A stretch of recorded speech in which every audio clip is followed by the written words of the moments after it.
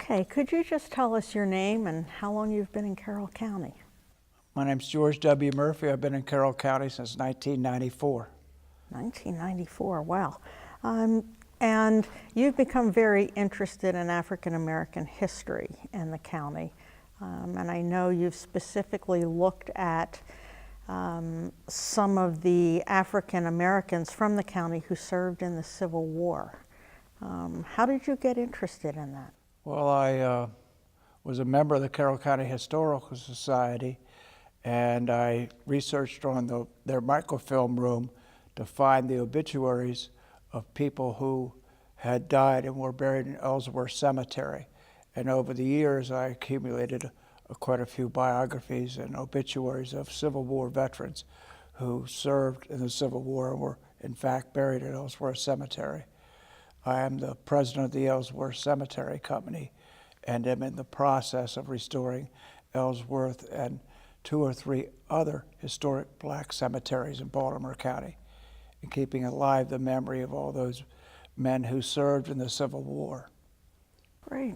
Well, could you tell us a little bit about some of the African American Civil War veterans that you've learned about? More African Americans from Maryland won the Congressional Medal of Honor in the Civil War than from any other state. 6 men of color, as they were called in those days, won the Congressional Medal of Honor who were born in Maryland. Alfred Hilton, Christian Fleetwood, James H. Harris, William Barnes, all received the Congressional Medal of Honor for the Battle of Chapin's Farms. William H. Brown received the Congressional Medal of Honor while he was in the Navy for participating in the Battle of Mobile Bay. And Decatur Dorsey, whose wife lived in Howard County and whose children were raised right across the river from Sykesville, won the Congressional Medal of Honor for his actions at the Battle of the Crater. These men, the ones who participated in the Battle of Chapin's Farms, cracked the outer defenses of the city of Richmond close to the end of the war. The 4th United States Colored Troops were assigned the task of breaking this ring of defenses that was designed by Robert E. Lee. It was a very elaborate set of defenses. It was almost impregnable. And as they assaulted the area, over half the color guard were shot and killed right on the spot. And one man, Alfred Hilton, seized the regimental colors, which are represented here. This is my rendering of what those regimental colors looked like. He saved the colors twice. The original color bearer was shot, and he picked up that flag, and as the citation for the Congressional Medal of Honor states, he seized the regimental colors in one hand and the national standard in the other and advanced forward. And then he was shot through the leg. He died 3 weeks later of his wounds and was given the medal posthumously. But as he was dying, he shouted out, "Boys, save the colors." And he passed the flag to Christian Fleetwood of Baltimore, who carried those colors. And the initial assault failed because over half the men of the 4th were shot or wounded right on the spot. And Fleetwood used the national standard that he received from Hilton and rallied the men. And they charged a second time, overcame 2 walls of spikes and a wooden palisade, and took the position and cracked the outer defenses of Richmond. William Barnes and James H. Harris were the first 2 men to climb over the wooden palisade, and they received the Congressional Medal of Honor. James H. Harris's citation is the most eloquent and briefest of all. It simply says, "Gallantry in the assault." Mr. Barnes, who was from St. Mary's County, was wounded in the leg, but still accompanied his friend, Mr. Harris, in climbing the palisade and cracking the defenses of Richmond. I mentioned William H. Brown. Mr. William H. Brown was from Maryland as well. He was a participant in the Battle of Mobile Bay. Mobile, Alabama was the only port in the Confederacy that was still open to blockade runners. And Admiral Farragut designed a plan where they would take a flotilla of 18 ships into Mobile Bay through a narrow channel and attack Fort Morgan, which had huge naval batteries, and take on the largest ironclad of the war, the Tennessee, which was the largest ironclad of the Confederacy. And in the very first boat, which was the USS Brooklyn, Mr. Brown served in the powder room, a very dangerous position. And the Brooklyn was the first to go through, as the harbor was laid with mines, or in those days they called them torpedoes.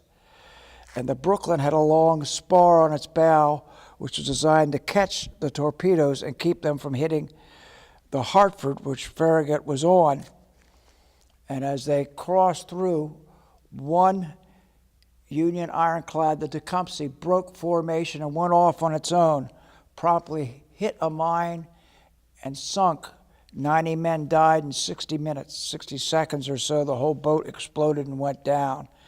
And the whole flotilla stopped, and that's when Farragut, who was tied up in the main mast, just so he could stay there for his own safety, noticed everybody was slowing down, and he called down to his second in command and said, "Damn the torpedoes, full speed ahead." And that's when the Hartford and the Brooklyn kept going and confronted the Tennessee. And the Tennessee was outnumbered 17-1, and the Union forces, despite its immense size, forced the Tennessee to surrender. They damaged the batteries of Fort Morgan, and ultimately the Battle of Mobile Bay was a victory for the Union.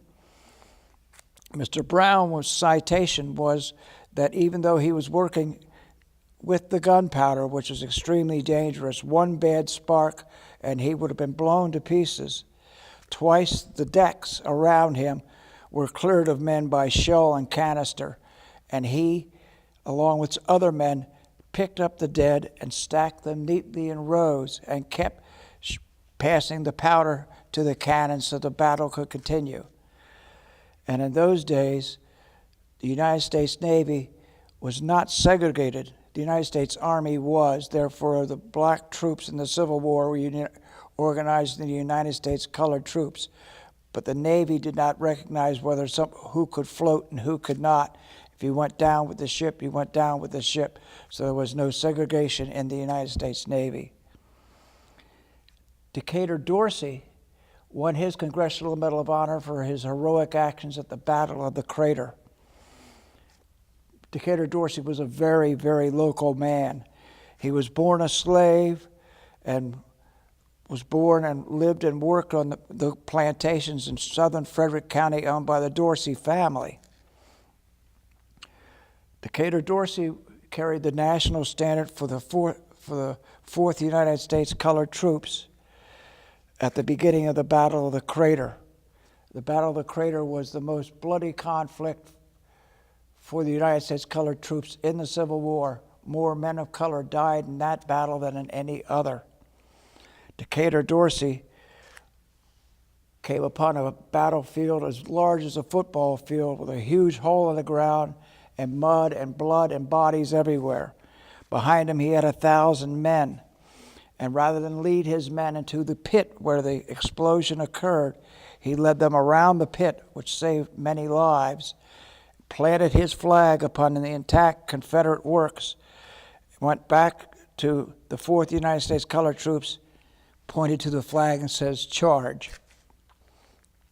As a result, the 4th United States Colored Troops attacked that part of the defenses that the Confederacy had, captured over 200 prisoners, 6 battle flags, and that particular day was a horrible day for the Union Army. And Decatur Dorsey and the 4th United States Colored Troops fought the only redeeming part of that battle for the Union. Everything else was a complete loss. Thousands of men died, and the Battle of Petersburg was not like the Battle of Fort Wagner that was portrayed in the movie Glory. The Battle of Fort Wagner occurred over a 16-hour period. The Battle of Petersburg was a 10-month siege, more like World War I in memory than what we usually think of the Civil War. It was a long grind. It cost thousands of lives. And Decatur Dorsey saved the lives of many of the 4th United States Colored Troops by leading them away from the large pit that had been opened up. That's why they call it the Battle of the Crater, because the Union had installed 5,000 pounds of gunpowder underneath the outer defenses of Petersburg and exploded it, resulting in a large pit larger than this studio. And 3 white regiments were ordered in. Their commander, Colonel Lindsey, the next day was fired by Ulysses S. Grant because he spent the entire battle in a bomb-proof drinking brandy. And the 3 white regiments were trapped in this pit, and 5 regiments of United States Colored Troops were ordered in to try and save them and save the situation. But it was a hopeless task because there were more than enough Confederate soldiers with plenty of ammunition. At this point in the war, Robert E. Lee was still very, very well armed, and there was no way they could rescue the 3 white regiments. And in fact, as a defeat, it was one of the greatest the Union suffered in the war. A lot of people talk about the battle at Fort Pillow, where perhaps 150 United States Colored Troops were murdered by Nathan Bedford Forrest after they had surrendered. My research indicates that at the Battle of the Crater, more black troops were killed by Confederates than at the Fort Pillow. In fact, there was a written account, which I have read, that as the troops were led out of the crater, the Confederate soldiers would say, "Save the white man, kill the black." And as the black soldiers came out of the crater, they were bayoneted and killed on the spot. So it is undoubtedly true that more black Union soldiers were murdered at the Battle of the Crater than at Fort Pillow. And Decatur Dorsey was the hero to the Union of that day, because they gave him the Congressional Medal of Honor for being brave and heroically brave, almost insanely brave. He was leading 1,000 men. He was safe. He had 1,000 of his friends behind him, and he left them behind and ran all across the battlefield and planted that flag right underneath artillery and waved his colleagues on. So Decatur Dorsey, the man who geographically lived right across from the Carroll County town of Sykesville, whose wife and children were raised right across the river from the town of Sykesville, was one of the 6 United States Colored Troops to receive the Congressional Medal of Honor during the Civil War. Now, I know you mentioned that you're president of the Ellsworth Cemetery Company. How did Ellsworth Cemetery get started? Ellsworth Cemetery was founded legally in 1876 when the Articles of Incorporation for the Ellsworth Cemetery Company of Carroll County were signed. They were signed by 6 black Union Army veterans. They received the land on which the cemetery sits for the consideration of $1 by Mr. John W. Reese, and they set it aside for the burial of the colored residents of Westminster. In those days, in 1876, it was illegal for a person of color to be buried within the city limits of Westminster, and Ellsworth became the place for blacks in Carroll County to be buried. It is the oldest and largest of the black cemeteries in Carroll County, and is still in the process of being fully restored to this day. And so it didn't matter that these black men were Union Army veterans. They still could not be buried within the city. No, in the city limits of Westminster, according to the town ordinances of those days, it was considered to be polluting the ground for people of color or Native Americans to be buried within the town limits of the Caucasian city of Westminster. In fact, even the term colored was actually a step forward, because colored was always capitalized, as in the National Association for the Advancement of Colored People, because colored with a capital C was considered the legal equivalent of white with a capital W. It was a statement of equality, and in its day, a statement of hope. Are there any specific veterans who lived within Carroll County that you know of, that among the Medal of Honor winners or stories? Decatur Dorsey's wife lived right next to Carroll County. He grew up in Frederick County, and he was part of a plantation that in fact went across county lines. It was so large, thousands of acres. That's where he lived and worked. There are other Civil War veterans like Ephraim Smith, Daniel Warfield, who are buried in Ellsworth Cemetery right now. Daniel Warfield joined the Union Army at the tender age of 16, and he was in the battle formations outside the Battle of Cold Harbor, where Grant lost 5,000 men in 20 minutes, and all Daniel Warfield had to protect himself was a drum.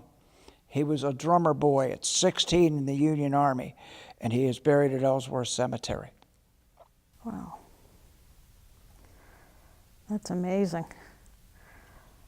It's hard to believe that when we look at the armies now, you don't see the drummers out there in the battle with the troops. In those days, with the musketry, 58 caliber bullets and black powder, you couldn't see anything after the first shots because of the smoke.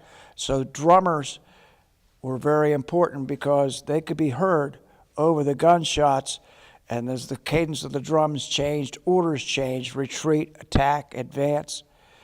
And the color bearers were very important. They were always the first ones shot by the enemy because they held the flags up high so all the members of the regiment could see it, and they always followed the flag. So it was very important at the Battle of Chapin's Farm for the Confederates. Once the 4th United States Colored Troops advanced, they all fired at once, and they literally killed and wounded everybody in the colored guard. The only one who survived the first assault was, of course, Alfred Hilton, who saved the regimental colors and passed the national colors on to Christian Fleetwood. But the color bearer was always followed, and the drummers were very important because just the cadence of the drum were the orders that the men could understand and hear. Oh. Are there any artifacts here in the county that speak to the African American Civil War vets or soldiers?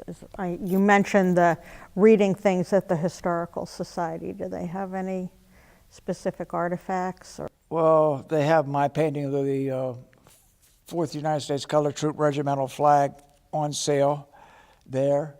And when I was restoring Ellsworth Cemetery, I retrieved from underground a stone carved by Boss Hammond, which is now in the Reginald Lewis Museum in downtown Baltimore. It was rescued in Carroll County and then donated to the Reginald Lewis Museum in Baltimore.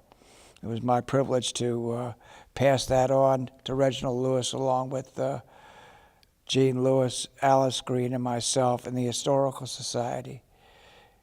In the microfilm records of the American Sentinel newspaper, which was the newspaper of the Republican Party in Carroll County, in the Historical Society, if you go back to the 1860s and start reading the accounts of the battles as it was posted in the paper of record of the day, you'll see a very equitable and fair mention of the role of colored troops within the Republican Party newspaper. In those days, the Democratic Advocate was the party of the Democratic Party, very much the newspaper of slavery and of segregation, and they covered these events in a completely different way. Many obituaries in the American Sentinel newspaper mentioned quite favorably the conduct and the military records of black troops who had served in the Civil War. It's hard to find the same treatment in the Democratic Advocate, but those records are there, and if you want to go to the Historical Society, to their reading room, you can explore this area. It's fascinating to me. What do you think the legacy of that time is for now as you look back? You spent a lot of time doing this historical research. What is the legacy of these men that served in the Civil War, these African American men? I think they accurately and effectively changed the way we view history. Everybody talks about February being Black History Month, but to my mind, you cannot talk about history in a general sense without including the contributions of African Americans, because they were vital not only to the Union victory in the Civil War. Their labor was vital to the building of the Capitol, the White House, and many of the great mansions that are in Maryland and in the South. You cannot accurately talk about history without talking about African Americans, their contributions. And when they died by the thousands for their own freedom in the Civil War, they proved once and for all that their role could not be stereotyped, that they were there to serve their own interests. And it is important that when the Grand Army of the Republic in Carroll County, specifically in New Windsor, was formed, the black Union soldiers who formed that branch of the Grand Army of the Republic named their chapter for a white man, Thaddeus Stevens, because he was an abolitionist, an early defector from the Whig Party to the Republican Party.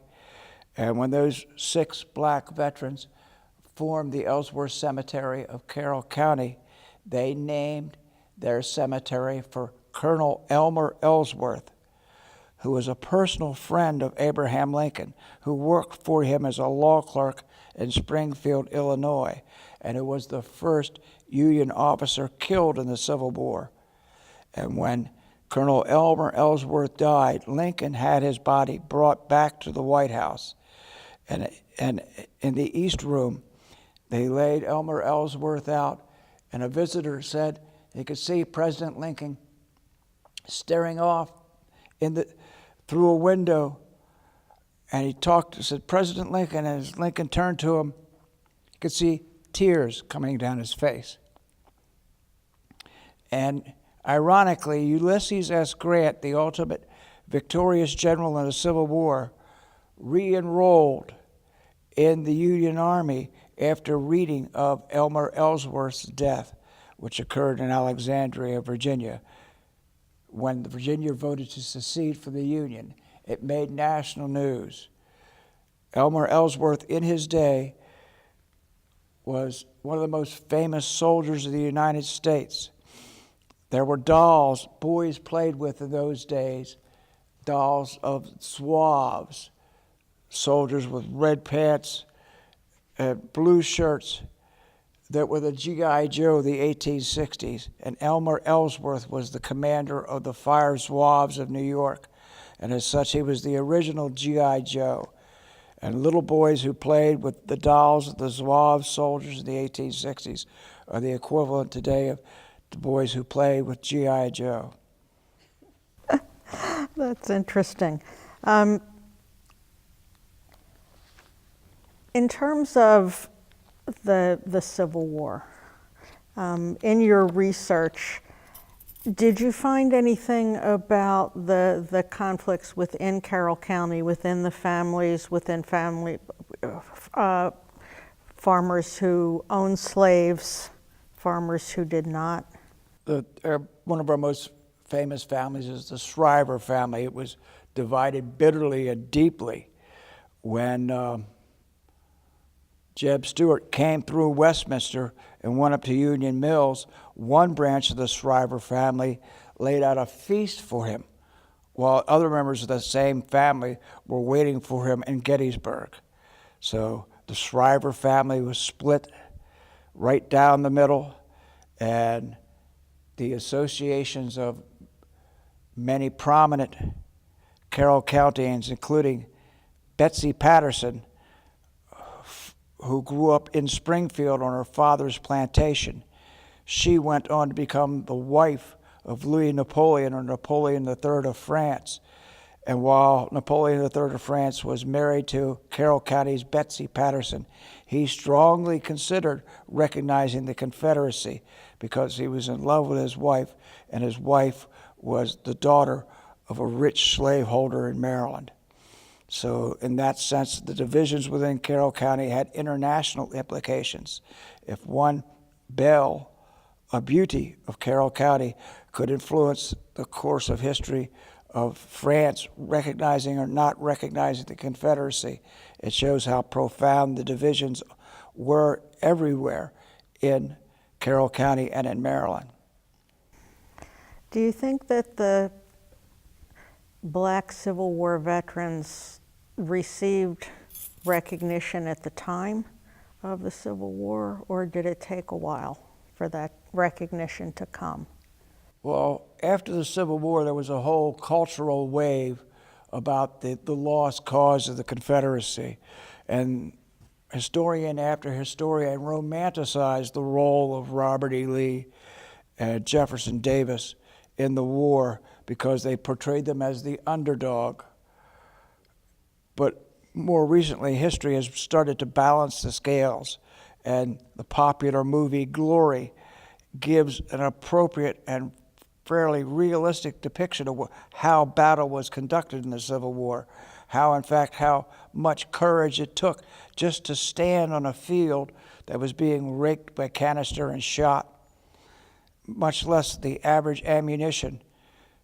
Remember, a .58 caliber mini ball that was the standard bullet used was bigger than my thumb and made of soft lead. So if it would hit you in the shoulder, that's why there were so many amputations.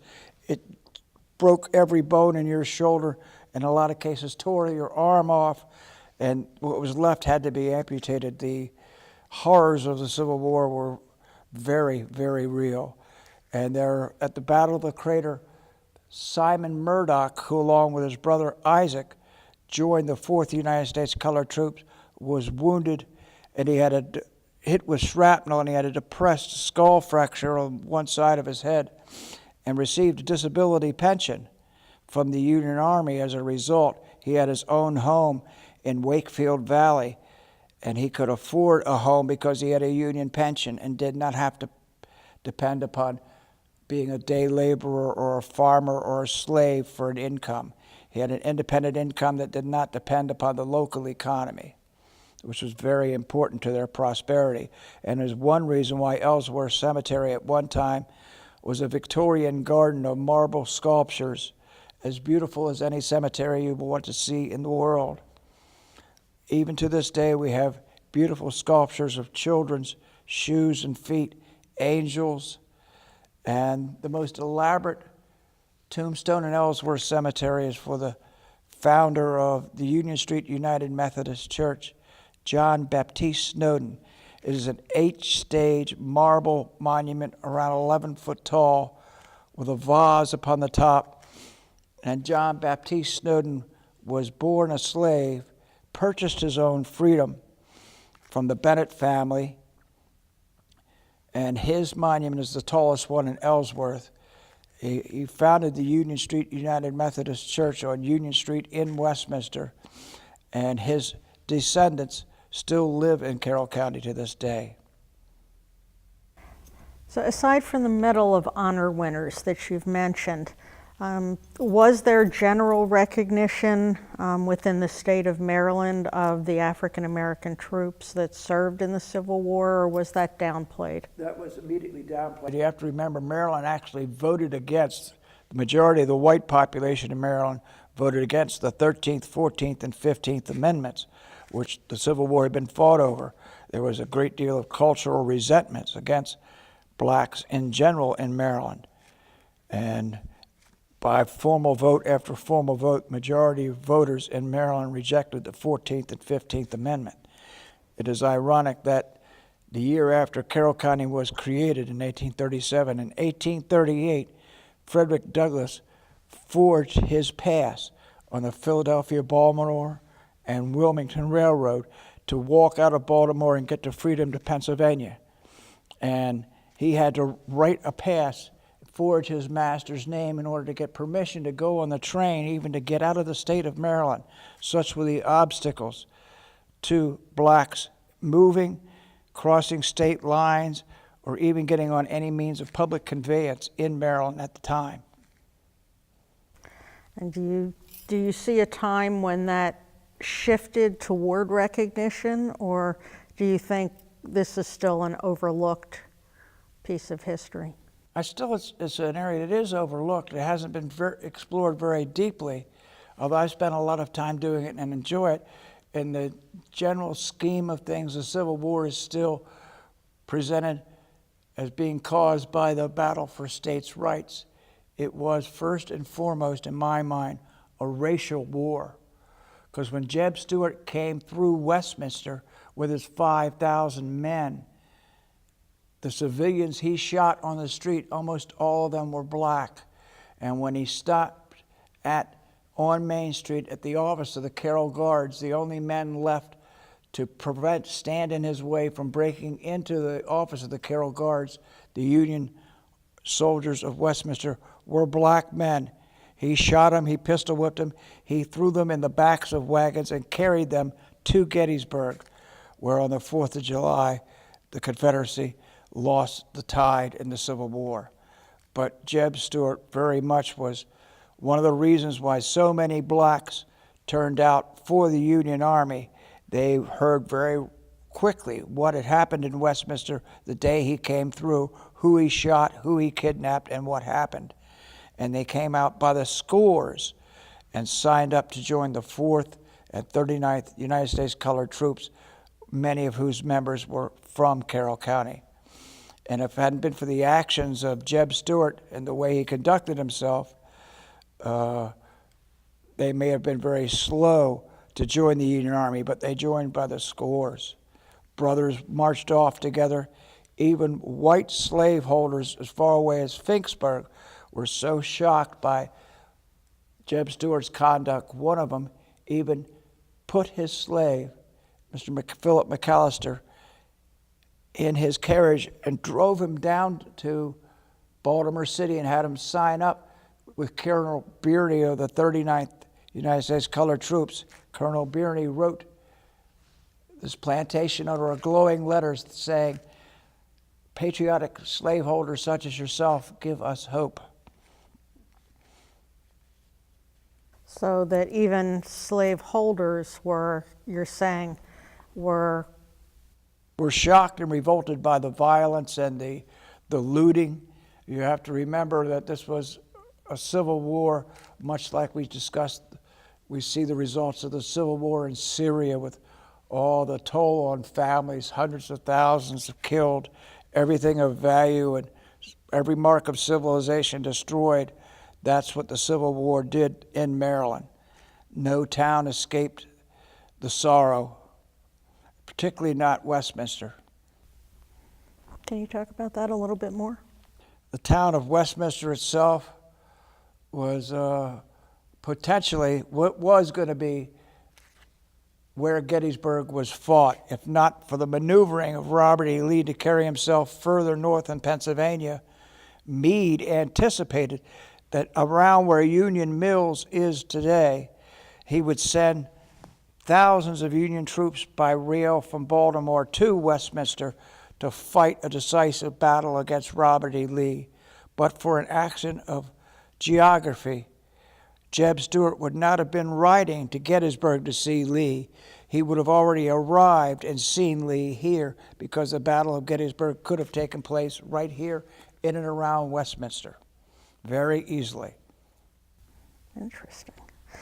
Are there any other things you'd like to say about the African American soldiers in the Civil War?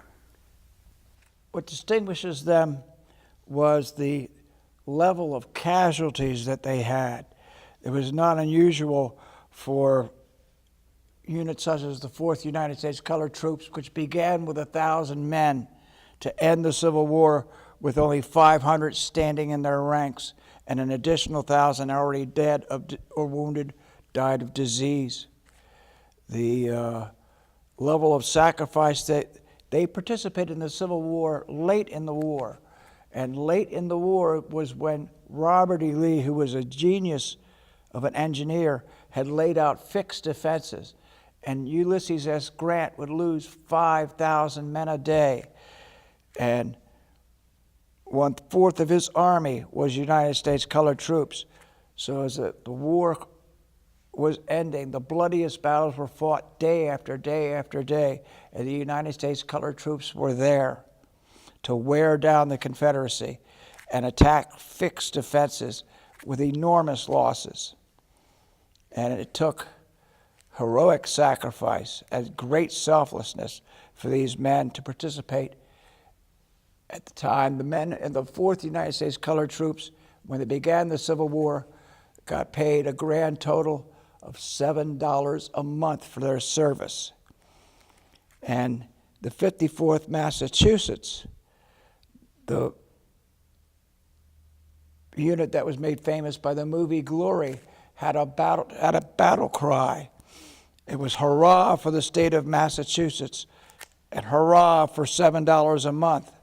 United States colored troops would die for $7 a month, and there was absolutely no doubt in their minds, particularly at Appomattox. At the end of the war, the 39th was cited as a unit for its bravery because as Robert E. Lee was looking for a way out of Appomattox and to escape, he sent out cavalry to find out what was going on in the valleys. When they went down to the valleys, they found that there was a blue wall surrounding them. And part of that blue wall was the men of the 39th United States Colored Troops. At the time, these men did not realize that Robert E. Lee was down to his last 20 cannon, that he only had 28,000 men. They didn't know whether he had 20 cannon or 200 cannon. They didn't know or care whether they only had 28,000 troops or 100,000 troops. They knew this, that if Grant said charge, they would. Thank you. Thank you very much, George. You're welcome.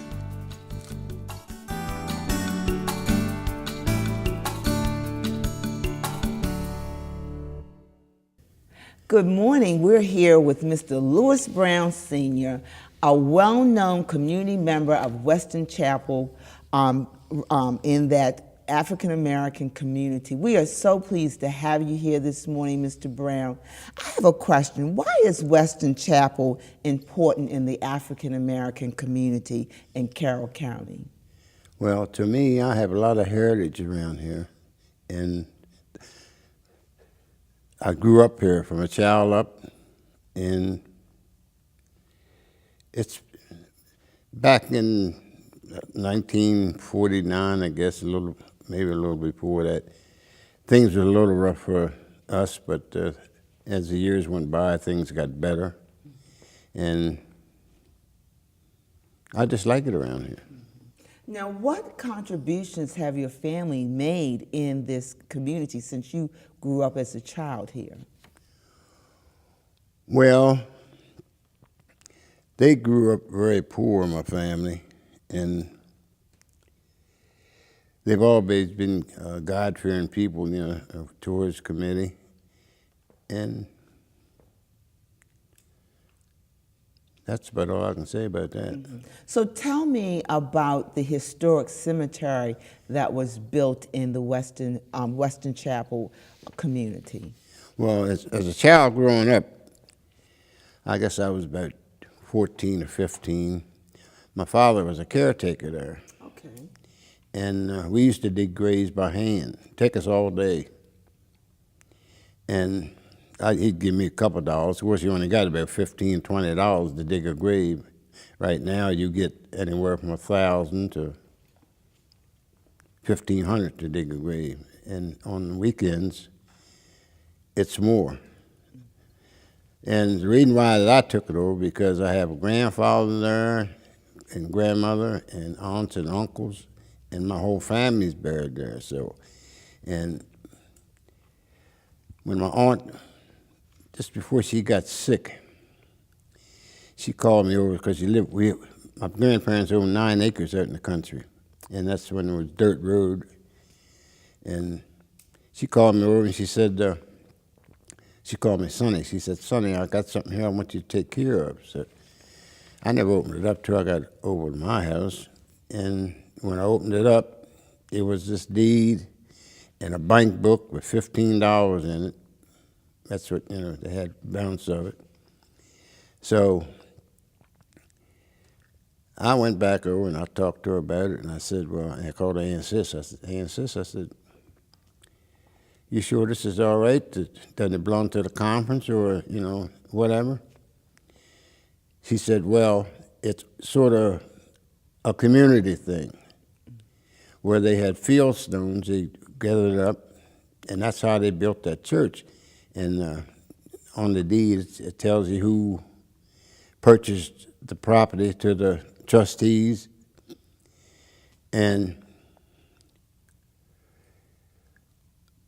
I'll get myself straight. And so I took it over in 201. And then I went to the district superintendent and asked him what I should do about the church down there. Well, it was just church ground in a cemetery because the church had been destroyed. So he said, well, send me some literature on it and I'll see what I can do. Well, when they looked at their files, they didn't know nothing about the church being there. So he said, if you want it, you send me X amount of dollars, and I'll make you a new deed out. I'll have my lawyer to do a title search and see if anybody's living that's on that old deed, and if not, it'll be yours. So that's how I wound up with it. I paid for it. I have a new deed, have the old deed, and he said, what you need to do is get a committee. Well, I had 6 guys on the committee, but when they found out that wasn't going to be no money involved for our pockets, everybody dropped out with one person, Kevin Dorman. He was faithful. And during that time, in 2001, I had a heart attack. And I had one back to back, and I had a defibrillator, pacemaker, and all that good stuff put in me. But he continued to keep on working. And he would come down to the hospital every evening when he got finished and said, well, I did this and I did that. What you want me to do tomorrow? I said, well, Kevin, whatever you see fit to do, you do. And that's how I got a hold of it. And we planted grass seed, and I had a couple volunteers come up with heavy equipment because it was full of trees. You could only see 10 feet from the dirt road into the cemetery. And every time they had a burial, from them 10 feet back, they had to dig a path to find out where the grave lots was in order to bury these people. But that was all done by hand back in those days. And then how they're being done. Now, I hear you saying now that you own that burial land. Yeah, it's in my name and everything. That is great. Now, let me ask you this. Now, have people are coming to you now asking for plots and things of that nature? Yeah, I'll tell you about that. Okay. Then, shortly after I took it over, some people had died, and of course you got family graves there, and they would come and they'd say to me, Mama left me this, or Daddy left me this, or Grandparent left me this. I said, well, I don't have no records of that. I said, you're going to have to pay, which I was only charging $650, because that took care of the upkeep of the cemetery, right? Because it's a tax write-off. Correct. And, they gave me a bunch of, whatever. Mm-hmm. So finally they paid it, and I've sold a couple grave lots out of it. And then a lot of people dug their own graves. Okay. Yeah, back in the older days. Mm-hmm. Yeah. Mm-hmm. And then there's a lot of graves there that just have old field stones for markers. Mm-hmm. But I had a good friend of mine, he went on the internet and got practically everybody that was buried there, and it's all listed. I have all papers that thick of everybody's buried there, and I have a plot where I had made up where the graves are. They start from 19 on down in this road, and then down this road, down that road. Everything is numbered. Okay. And the way I find a grave that I'm not sure of, I have a 4-foot bar, and I'll take the hammer, drive it down, and if I hit a vault, it'll sound like a bell. Okay. And if I hit a rough box, back in the days, it'll sink Okay. all the way down 6 foot. I lose the bar. Ooh. So that's how I find the graves. Okay. All right. Now, has Boss Hammond did any type of headstones for you during that time? And when Boss Hammond? Boss. No. No. Okay. I have some literature on him. Yeah, though. right. Okay. Yeah. Because I know he was a very well-known Yeah, person yeah, to yeah. do headstones. Yeah. And then another thing, I forgot that when I started to take it over, New Windsor said that it belonged to them.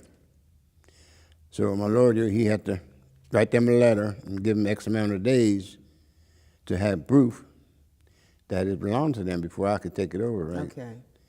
Well, they didn't do so, so. New Windsor.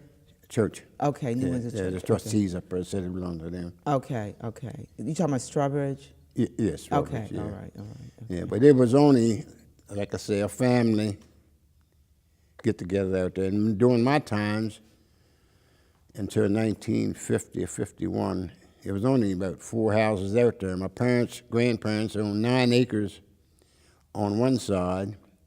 Then on the other side was a man named Old Man Ness.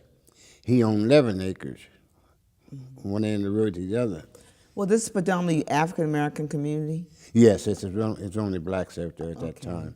Let me ask you, describe Western Chapel before and during the Civil Rights era. How was that?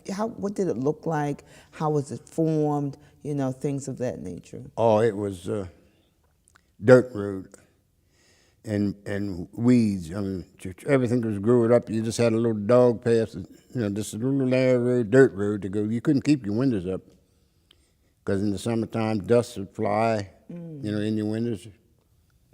And there was a church, a building across from the church, and which was my wife's uncle, they still own it. It's 3 acres in there, but the foundation is just there. Okay. But they all stuck together. And then during the winter, us younger guys, and with my father and a couple of old ones, we would get granny sack bags and go to the store. We had to walk in town when it snowed. I remember when we had big snows, and carry groceries back, what we could. But it'd take us all day to get to town and go back. It was 3.5 miles. Now, when did they start putting roads in? Was it during the Civil Rights era or after? After. Really? Yeah. Yeah, I'd say. Who was the person who started that charge to get roads into Western Chapel? Do you remember? No, that I don't remember. Okay, all right. I don't remember. But Now, I'm sorry.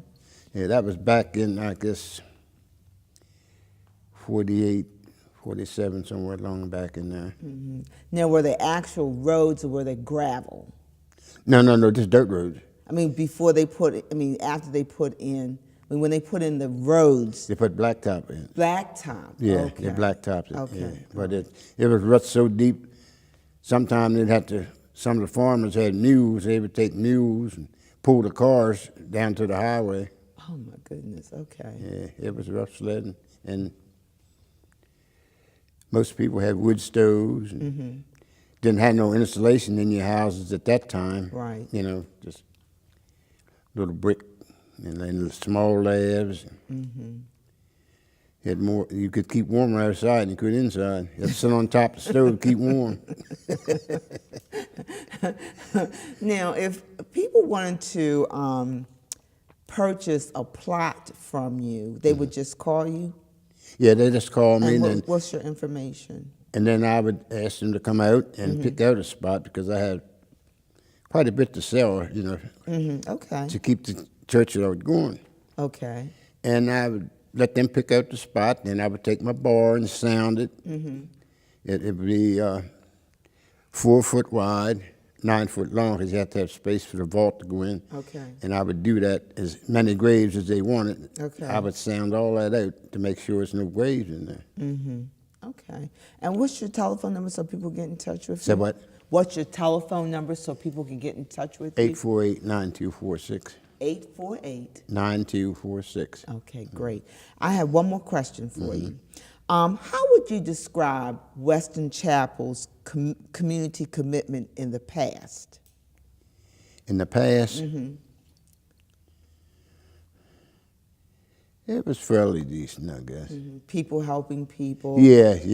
Neighborhood watch and stuff. Like if you got in trouble, everybody in the neighborhood knew that you got in Yeah, trouble? well, they called me the mayor anyhow. Oh, did they? Why so? Huh? Why did they call you the mayor? Because I'm retired and I watch everything going on. Okay, all right. You know.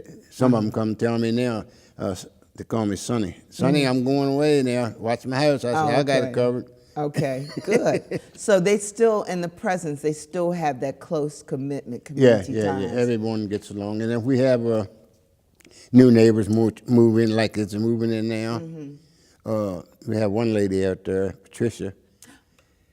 She'll take them a dish up, you know, whatever. If they got little kids, she'll take cookies up for them or a casserole dish, you know. Everybody looks out for everybody. Okay, great, Yeah. great. Where do you see the Western Chapel community moving into the future? Where do you see them growing? How do you see them growing in the future? Now, like you said, you were 82, you're going to be 82 years old. Next year. Next year, okay. January. January. So where would you want that community to be in the future? I'd like to see a little store out there somewhere. Okay. But, you know, it's a lot of people out there, more so than it was before, because there's only 5 houses out there on our road. But now you got, I think it's about 12 houses out there in just that one block. Right, right. You know, Western Chapel Road. Right. Where would you place it? Huh? Where would you place the store? The store? If you were to get a store out there. Where Oh, would you- there's a lot of open spaces down there, down below Boot and Rabbit. That whole field there is empty. Right, Yeah. right. That, I forgot about that. Yeah, So, with this, with Western Chapel community, what legacy would Lewis Brown Sr. like to leave in that community? What would you like to leave? What would you like to be remembered as besides the mayor of Western Chapel? Well, I'd like to think people think that I did what was right for the community, because taking that over, and now what's on my mind now is who's going to take care of it after I'm gone. That runs across my mind. I pray on it every night, because my son, he's not well, and I only had one son up here. You know, I lost one son. Right. And that runs through my mind day in and day out, because on New Windsor Road, they had a colored cemetery there, right? And they dug it up and put that new road there, 31 through there, Right. and put that up New Windsor. Okay. And the same thing could happen down there. If they wanted to widen the road and nobody's in charge of it, Right. they could destroy it, you know, which you're not supposed to destroy them. But Right, no. So now we need to look for someone to be your, the second in command, Right. in order to get that still going. Well, we need to work on that. Yeah, well, I've been working on it. I have a lot of young kids come out and say, let me know when you're going to cut grass. Well, during the summer, you know, grass grows, right? Right. If it rains. Right. So you don't have to ask me to come out. Come on out and cut it. Well, you're working in the 21st century, so Yeah, you might have to ask them. Right. And if they don't get paid for it, they don't want to do it. Right. Well, some people might need Community community hours. service. Yeah. Yeah, I had a lot of college kids come out there last summer and picked up sticks and stuff, you know. Oh, good, good. And then I also get back to the grave lot. When I first took it over, I sent out letters. Had my wife type them up because she's my secretary. And asked for a small donation, you know, just for the upkeep of the cemetery. I quit sending them out because I was wasting money in stamps. I get two donations a year. Okay. Okay. Yeah, yeah. So we're looking for donations as well. Yeah, because it's a tax write-off, and Right. people that's got heritages out there, only time you hear from them is when somebody dies. Right. Okay, great. Thank you for the great information. You're quite welcome. Happy I'm holidays. honored to be out here. Okay. All right, great.